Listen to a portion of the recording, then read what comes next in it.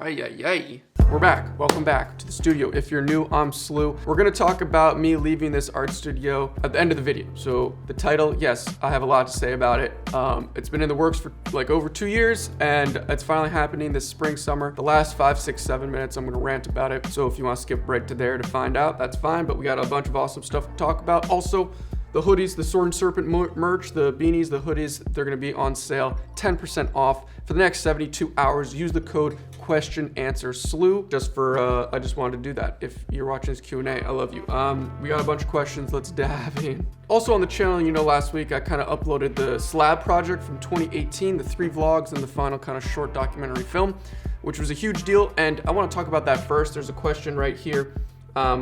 Why did you have to erase it every time? And so if you didn't watch that whole series, go check it out. A lot of questions I get talk about my path as an artist and how I've come to where I am, how I've developed my style, or even YouTube success it's still in its infancy, all these things. And I always kind of lead to this project that I had in 2018, way before I had any social media success, but I was still, you know, taking myself seriously as an artist. And so this whole project, the SLEW project, again, go watch it. I'm not gonna explain it, but it was a really big deal, and it was one of those like gigantic pillars in my artistic endeavors. It was the biggest project I've ever done, still to this day, pretty much in terms of time, preparation, all of the moving parts. It was also the biggest commission I ever did at that time, and still to this day, it was over $10,000 commission. It was just a cauldron of videography, storytelling with the video camera, and then also telling a story with artwork and molding them two together. So it was this giant pillar in my artistic career. And after I finished that, I was like, all right, I can do anything, you know, very dramatic in a way, but like I was so proud of myself for experimenting, regardless of the actual painting and the execution of the painting, just the execution of the project itself, and following through and persevering through this whole thing that I came up with and scaled up. And it was just an epic project, and like it really affected me moving forward, and I always talk about it, and I think it will always affect me and push me on a different path of what I could do with my art, what I could do with my videos and sharing everything. So that's a question. As for the original question, we start this question answer off with a rant per usual. Yeah, so the 3 slabs, it was a delivered project throughout the summer, every month and a half, because obviously there was only 1 slab of concrete. I would paint a new chapter, and it was supposed to be this ephemeral a slab, this ever evolving. So yeah, we did chapter 1, let it up for a month and a half for the patrons, the people who live there, and then the next month I delivered a new chapter, erased it,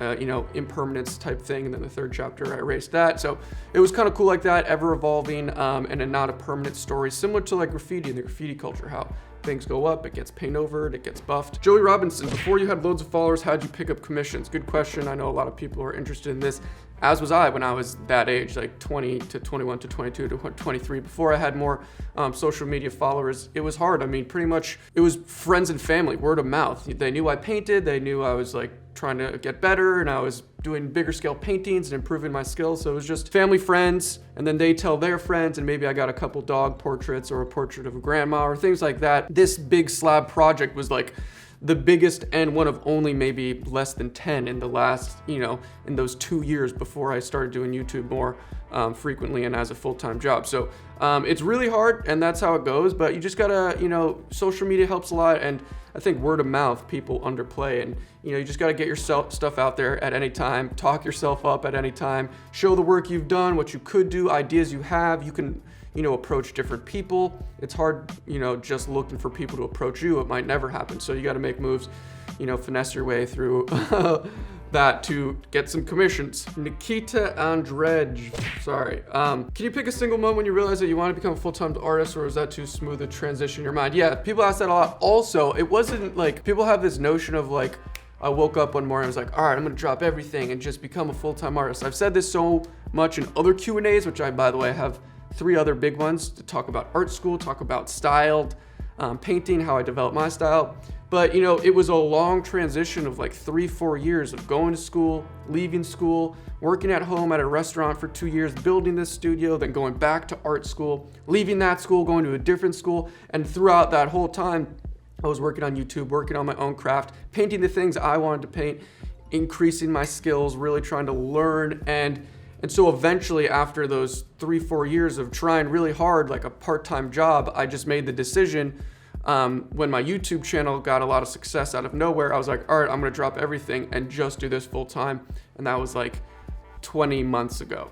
And so that's kind of the path, and it's different for everyone, but it was a slow transition. All right, let's move to some Instagram questions. I asked some Instagram questions and I took some good pictures. Angus Boyle, the homie, piece of advice you wish you'd given on day one of your art journey. That's a good question. Day one of my art journey, again, my art journey, it didn't start at a single point. It was just me interested in painting and drawing and doing things for myself.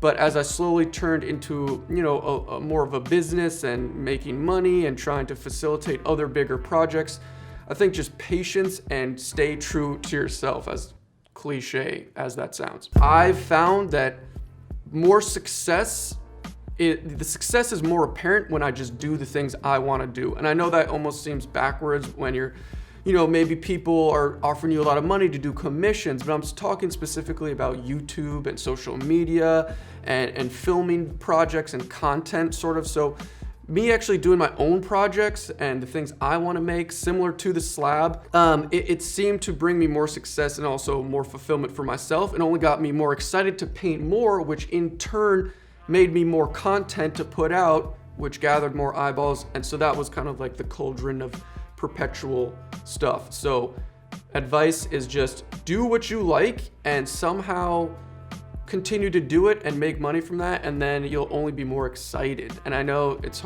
easier said than done, but that's what I used to always think, like, oh, I need to be making this sort of artwork to get people's attention, or I need to be practicing this style so that I could do commissions to make money. And that's also true, and you need to play that game of balancing what people want and what you want, but at the end of the day, just do exactly what you want to do. And this is like a good backup question. Black Koi, is making art still fun, or does it feel like work now? Great question, and it's a little of both. And so like everyone has this, or maybe people just watching the videos, or I don't know, but people think that it's just all, butterflies and fun and dancing around and just painting your days away. And it is partially that, but I'd say that's only like 30%.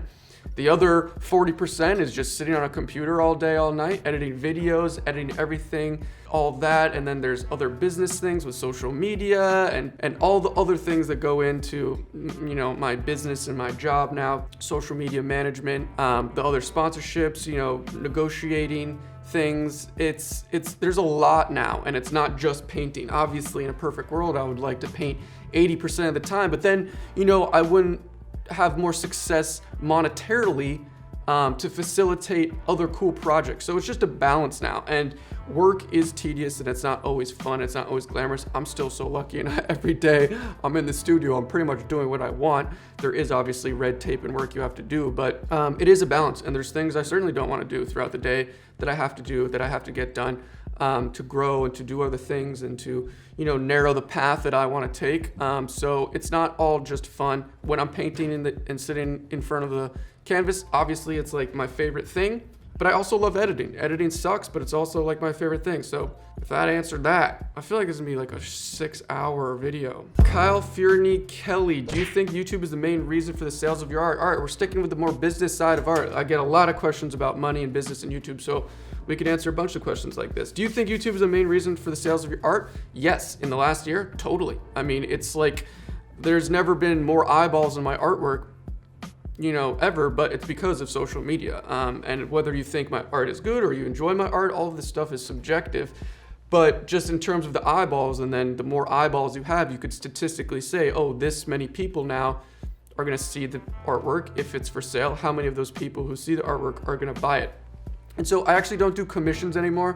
I do slightly for more family friends or things like that, but I get offered commissions, as in people want portraits of their dogs, or they want me to paint them a custom cyclops and things like that. And I pretty much say no every time, because I can make art for myself, for my YouTube channel, for social media, that gets content, that gets viewership, and I'm advertising on YouTube just like every YouTuber, that brings in revenue. And then also I'm able to sell that original canvas that I want to make, rather than just saying yes to someone, I want this and this and this, and okay, I'm gonna do that for you. I could do everything for me, make money, and then sell that painting. And that's really awesome. And it was not like that for a while. I'm in a situation now where it's like that, but also a lot of paintings I don't sell, because at the end of the day, I like it more than all of you. I know that's a weird thing to say, but you know, the bigger paintings, the bigger projects, they're my babies, and I make them for me. You know, again, I'm making the art for me first, train. And then I don't want to sell them because I love them and I had a really good time making them, or they're a really big project. And so, but yes, I mean, it's to think about social media and YouTube, which is my business now, also to talk about money. You know, I think 20% of my yearly revenue comes from selling artwork. 80% of that is different advertisements, sponsorships, selling merchandise. So it's not actually even close to the majority of just selling artwork. It's more social media stuff and obtaining eyeballs. Similar question, modern cave painter, how much do you make on YouTube? And if people don't know how YouTube works, it's monetized through Google, and then you split profits with YouTube. The creator gets 55%, YouTube or Google gets 45%. After each month, your views are accumulated and you get revenue. And so it's all dependent on views. It's not subscribers. So some months I can make, you know, maybe only $1,000, or some months that are really high, when videos do really well, you could make up to like $5,000 a month. And I'm still a very small channel. You know, the big channels are making a buttload of money. But this is just one revenue stream. Then I have sponsorships like Skillshare I do. I have other sponsorships. I have Patreon, which is like a more exclusive access, live painting, which is a paid kind of membership platform. And then there's other merchandise and other things that I have making money. So it's smaller streams of revenue that, you know, accumulate more, that allow me to do this full time, pay for rent, and other things. So that's YouTube briefly. Oh yes, multi-awesome studio. Have you ever tried airbrushing? Might be happy medium between graffiti and oil paint. I couldn't agree more. I have been waiting to do airbrushing. I've had so many projects I could have used it, or the effect airbrushing gives. It could have been really handy. I also did a collab video with 1000 where I actually sent him custom materials to paint stuff. One of those things was an airbrush, and I was super jealous. I just wanted to open it and use it. But in the near future, I'm definitely going to be using some airbrush. And that's only because I could see how it could be implemented in the canvas and styles I already make. So it makes me tingly just thinking about it, but it's kind of like another learning curve. It's kind of, you need an air compressor, you need all this other stuff. So I've just slowly pushed it back, but one day I shall. Justin KDR, does, for example, weed help you get some inspiration? No. Well, I've said this before, I don't really smoke weed anymore. I used to when I was way younger. I lived in Colorado, but not anymore. And even when I was like a huge stone or pothead, I didn't get high for inspiration. I like being focused, and I have ideas, and when I make art, or when I'm painting, or you're executing any project, whether that be like writing poetry, or writing a musical, or carving wood, it's nice to be focused, but I'm not against people who do the opposite. To each his own. Cyberbunk2477 has graffiti influenced your work? Definitely. If you don't know my story, which some of you may not, like, I started out with graffiti. This whole characters and everything, the inception, the origin story of my interest in art was actually spray painting and graffiti, and it slowly melded and melted into characters, and then more portraiture, and then traditional painting, maybe everything in between now. But yes, my origins was graffiti, and actually a lot of people have been commenting on the YouTube videos being like, when are you gonna do more graffiti? I wanna see more, you know, graffiti canvases and murals and paintings. And I'm like, I don't really do graffiti anymore, sadly. I'm still an enthusiast, and I follow a lot of writers on Instagram, and I love the culture, and I still follow it, but no, I haven't done graffiti, and I can't even think the last time I create canvas. Oh, you can't really see it, but yeah, I don't remember the last time I really did letters or was tagging, but I still have a lot of love for it, if that answers the question. I always will love graffiti, and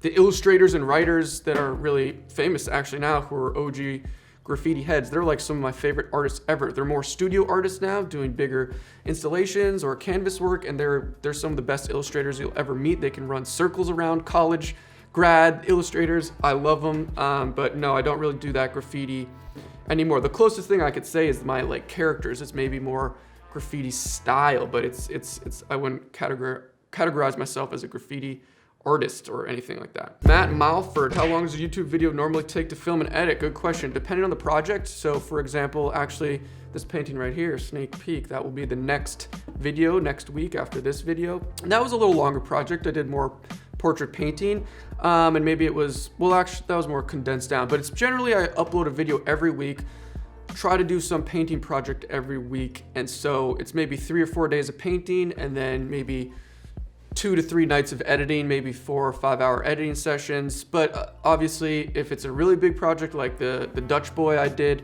that was like 2 weeks of painting and then like a terabyte of footage. And so that took me like over 2 weeks to edit. So it's a lot of work. And again, I've said this, I edit videos and I'm on my computer equal, if not more, than the time spent painting in front of a canvas. For some more perspective on how the whole YouTube channel making videos works. It's a lot of time. I love it. I love cinematography, all the lights and everything. So I enjoy it, but it's a lot of time.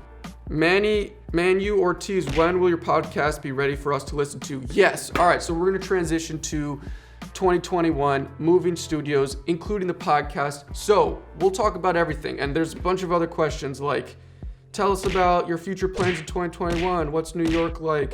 Update us in the next 5 years and the whole plan. So yes, I have been working on moving to New York City, specifically Brooklyn, to build a studio, a bigger studio, to do everything I do here over there. And now let's break this down very slowly and cohesively. I live in Connecticut, only an hour. I'm an hour north of New York City. So New York City is an extremely expensive place to live, probably top 5 in the United States, especially if you want to build a studio there and you have to live there. Anyways, it's not a dramatic move for me because I'm so close. And I've been going to New York my whole life. I went to art school out there for a year. I lived there for a year. And so in terms of the actual physical move, it's not that crazy and I'm very familiar. Money is a crazy thing and I've been saving up for the last 2 years. I've also, the last 6 months specifically, as this plan has slowly come closer together, I've been reaching out to people to invest in me as a business. So I've made a huge presentation, business plan. I've gotten funding and patronage and investments from several people to help me pay for this new studio and get my new business off the ground and things like that. And so the plan is to just expand what I'm doing, continue everything I'm doing. Nothing's changing. It's hard to explain. More things, more professional photo studio, video studio, content creation. I need to hire editors and videographers, and I want to build a team kind of around the things I already do. Graphic designers, like a podcast producer, just people like me sort of who are, savvy with camera and whatever, just to help my business grow and to expand into other things.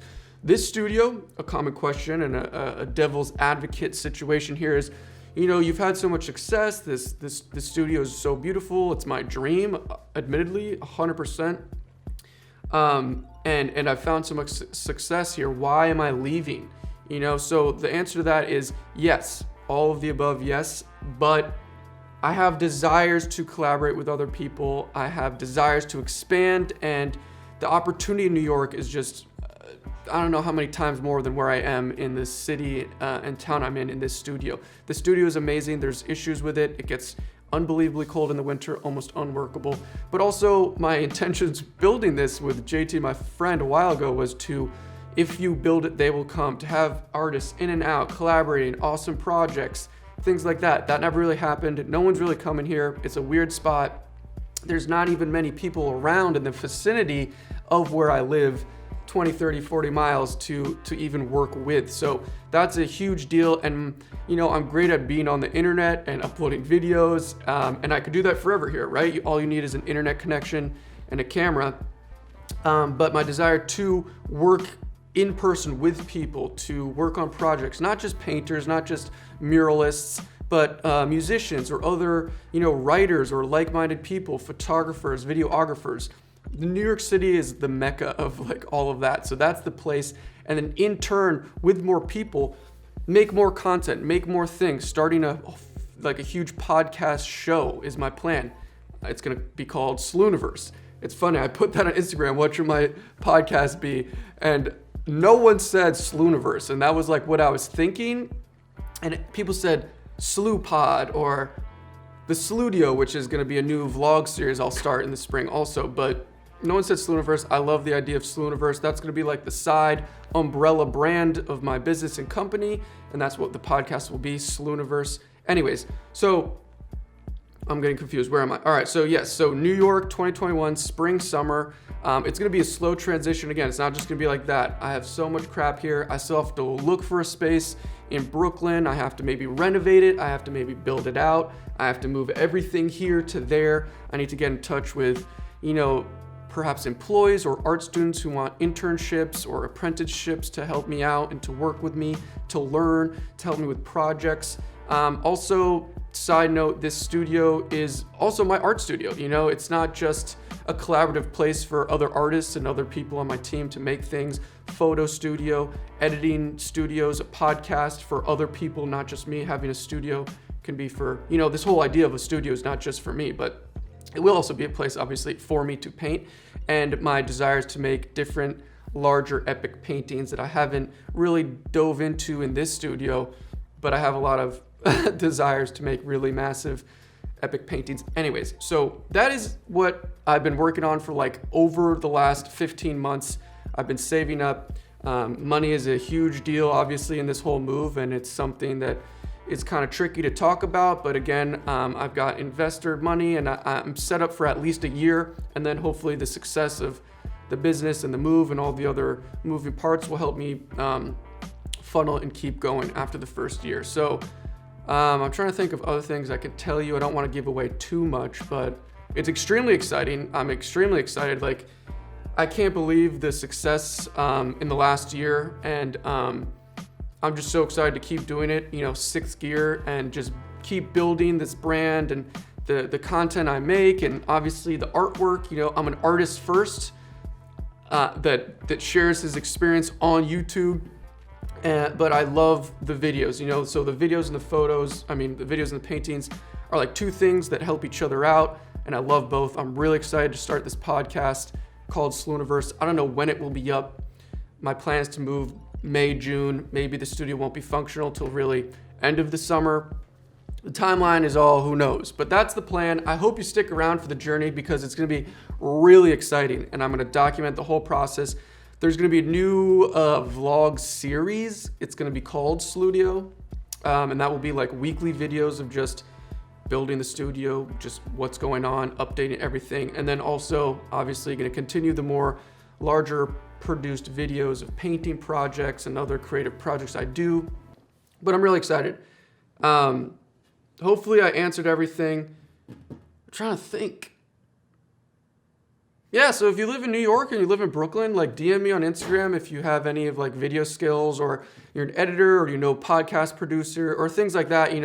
People have already been hitting me up, and we'll see what happens. Again, this is 4 or 5 months down the road. It's going to come quick, but I'm preparing all these things. I love to get people involved and, slowly start building not only a community online, which I've been trying to build, but an in-person team to really just dominate and destroy in the nicest way possible with art and creative stuff and things like that. So I guess I'll end on that. Merch, 10% off on the website. Use code #SLEW.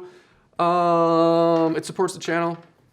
It supports me. Subscribe and get ready for a crazy journey coming very soon. I've been talking about this for like over a year actually, as I've asked people for money and given my whole like business speech to people and the business plan. Like, it just gets more real. And now that, it's now time to like move soon, it's like, oh my gosh, there's 1,000,001 things I need to do. It's stressful, but I've gotten a lot of help. I have a lot of awesome homies and people who have supported me and also are going to help me along the way. So I'm very lucky, especially to you guys also watching the videos, buying the merch, the people who support me on Patreon. We live paint every week. It's awesome.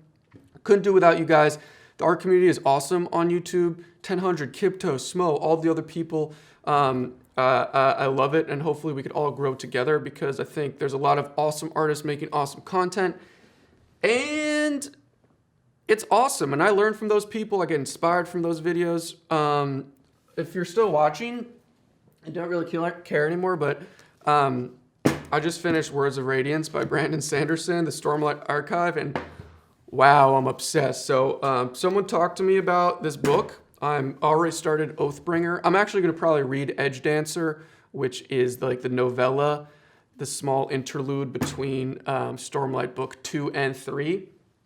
But wow, I stayed up all night 2 nights ago, read 250 pages at the end because I couldn't stop, didn't sleep at all. That's it. Hopefully you got some more info. Super exciting. Thanks for watching. See ya.